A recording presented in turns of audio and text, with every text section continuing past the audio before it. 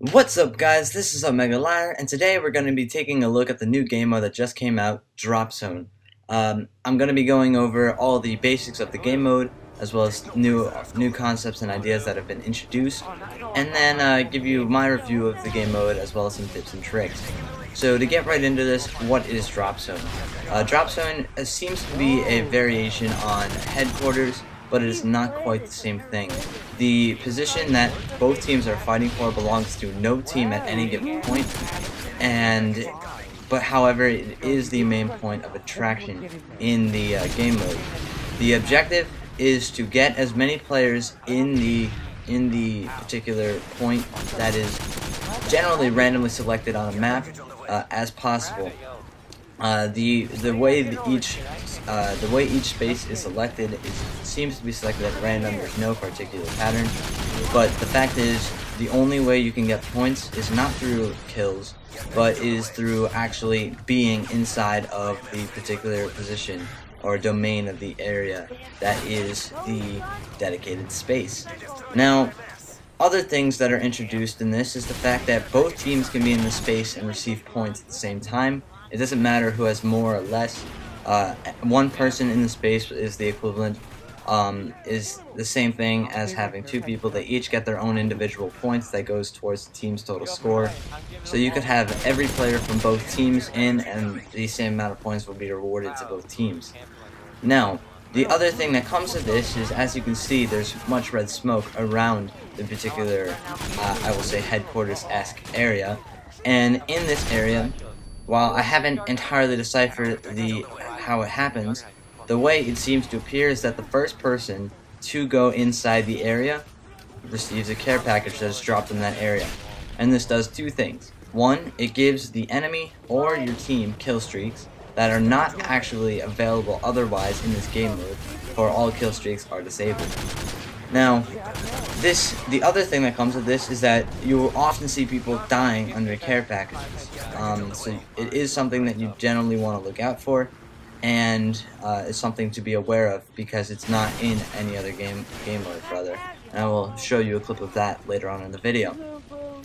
Now, as for what the gameplay suits, or the game style that is best in this game mode, and the fact is, it only really suits towards one game style, and that is rushing. If you don't rush, you are not going to win, you are not going to do well. The way the spawns are set up, they're very erratic and unpredictable. I have often found myself spawning literally behind people, and there was one particular instance where I had the same spawn as the enemy. We both spawned in at the same time, and I was able to knife him off spawn. So the spawns in this game are extremely unpredictable, and as a result of this, a high KD is not only something you don't need in this game type, but is something that is extremely hard to achieve. As for the game style, as I was talking about, playing defensively will not get you a win, simply because you can't be in the objective if you're playing defensively. So it only really caters to the stealthy rushers and the all-out rushers. And as for being inside, if you are doing a tactic such as playing dead, which I will also show clips of, the enemy won't generally take notice to you. They will only be notified that there's at least one other person on the other team in the area with them, but chances are, if they're obviously not good enough players, they won't spot you, and you can pick up points that way. The other way is just blind rushing the area over and over and over again until and pick up points, because you will instantly receive points every time you step inside the area. But this is generally not as good a tactic. I feel, unfortunately, the best way to play this game mode is through running assassin and trying to stay in the position off the sight of the enemy radar.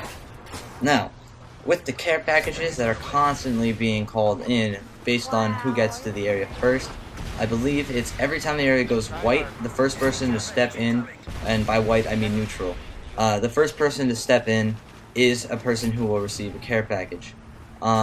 So with all the care packages being called in, this is where the main edge comes in. You can't really gain an edge on position, for this spawns will always spawn you close to a objective. So you do need to find when the care packages are to your advantage and when they're not. But the other thing to keep in mind is that care package traps can be dropped. So there's always that sense of randomness in this game.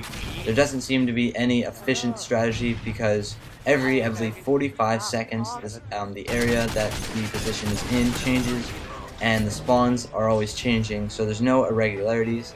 This is not a game mode for KD, and sadly enough, this is not really a game mode I see being worthwhile for YouTube, because it only calls for rushing gameplay with high depths, which is actually what happens in this game. That's the unfortunate counterpart to having what I would say is actually a very fun game mode. There's lots of running around, lots of action, tons of stuff going on, central engagements, no matter how unpredictable and uncontrollable they are. But it is fun. That is undeniable. I played this game mode for approximately an hour, and I found myself having fun the entire way through. So, if this is something you're looking to do, and it's something that will generally just refresh the entire game experience, then I think you should give this a shot. The other thing that is general with this game type is very quick games. This game was probably one of the longest ones I got. You see, it just ended, and it was only about 5 minutes long. So it is very quick game, so if you only have a little bit of time and you want a fast-paced game, you're not necessarily looking for high kill streaks, this is your game mode to go to.